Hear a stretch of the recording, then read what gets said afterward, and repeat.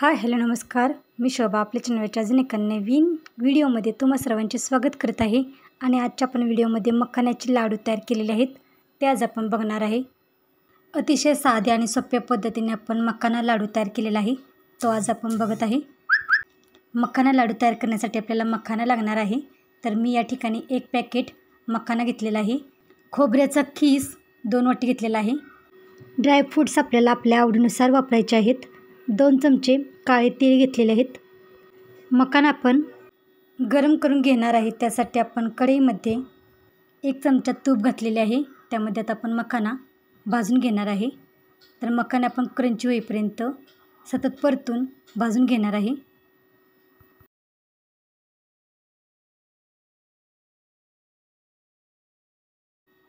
मखाना आपल्याला सतत असे परतून बारीक गॅसवरती कुरकुरीत होईपर्यंत भाजून घ्यायचा आहे. आता भाजून घेतलेला मखाना आपण एका ताटामध्ये काढून घेत आहे. कढईमध्ये 1 चमचा साजूक तूप घालून आपण किसून घेतलेले खोबरे भाजून घेणार आहे.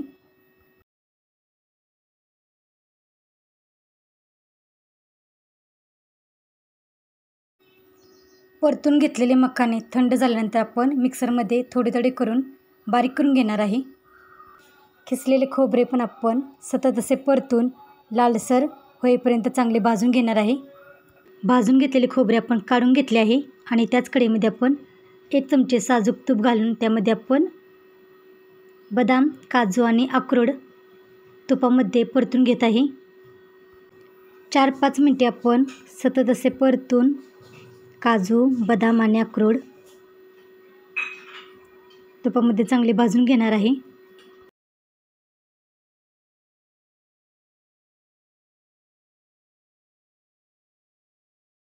असे छानपैकी भाजून घेतल्यानंतर ते आपण काढून त्याच कढईमध्ये आपण थोड्याशा तुपामध्ये मनुकेही परतून भाजून घेत आहे.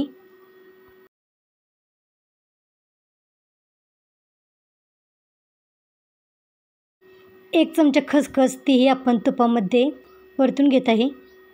तर पहिल्यांदा आपण मखाना भाजून घेतलेला आहे, तो आपण मिक्सरमध्ये बारीक करून घेतलेला आहे. नंतर भाजून घेतलेले खोबरे तेही आपण बारीक करून घेतलेले आहे. काजू, बदाम आणि अक्रोड याचीही आपण भरड तयार करून घेतलेली आहे. जर तुम्हाला बारीक तुकडे वापरायचे असतील तर ते तुम्ही बारीक तुकडेही करून लाडू तयार करण्यासाठी घेऊ शकता. माझ्याकडे थोडासा खजूर आहे, तोही आपण या लाडूसाठी वापरणार आहे. खजुराच्या आतील बिया आहेत त्या आपण काढून टाकलेल्या आहेत आणि खजूर मिक्सरला आपण फिरवून बारीक करून घेतलेला आहे.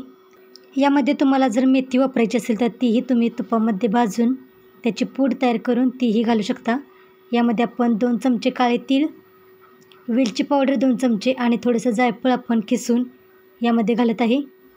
हे सर्व आपल्याला चांगले एकत्र मिक्स करून घ्यायचे आहे.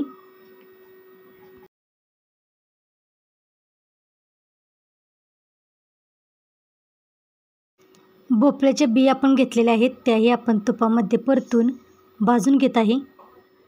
1 वाटी आपण गूळ घेतलेला आहे, यामध्ये आपण अर्धी वाटी पाणी घालत आहे. गूळ आपल्याला सतत असे पाण्यामध्ये हलवून विरघळून घ्यायचं आहे. 4-5 मिनिटे आपण गुळाचे पाणी उकळून घेत आहे. जर तुम्हाला यामध्ये गूळ किंवा साखर लाडूमध्ये वापरायची नसेल तर तुम्ही या ठिकाणी खजुराचे प्रमाण जास्त घेऊन म्हणजेच जरा खजुराचे प्रमाण वाढवून लाडू तयार करून घेतले तरी चालतील. पण मी या ठिकाणी 1 वाटी गूळ घेतलेला आहे. तर गूळ आपल्याला अशा पद्धतीने विरघळून घ्यायचं आहे. तर अशा पद्धतीने आपल्याला गुळाचे पाणी तयार करून घ्यायचे आहे. तयार करून घेतलेले गुळाचे पाणी आपण आता मखाण्याच्या तयार करून घेतलेल्या साहित्यामध्ये घालून एकत्र मिक्स करून घेत आहे. सर्व साहित्य आपल्याला चांगले एकत्र एकजीव करून घ्यायचे आहे. सर्व साहित्य एकत्र मिक्स करून झाल्यानंतर आपल्याला जेवढा छोटा किंवा मोठा लाडू बांधून घ्यायचा आहे त्या पद्धतीने आपण बांधून तयार करून घ्यायचा आहे. पण मी या ठिकाणी छोटे छोटेच लाडू तयार करून घेणार आहे. तर अशा पद्धतीने आपले मखाण्याचे लाडू तयार होणार आहेत. 1 लाडू मी बांधून घेतलेला आहे आणि आता मी दुसरा लाडू तयार करून तुम्हाला दाखवत आहे. तोही अशा पद्धतीने बांधून घेतलेला आहे आणि अशा पद्धतीने आपण सर्व लाडू बांधून घेतलेले आहेत. तर अशा पद्धतीने आपले मखाण्याचे लाडू तयार झालेले आहेत.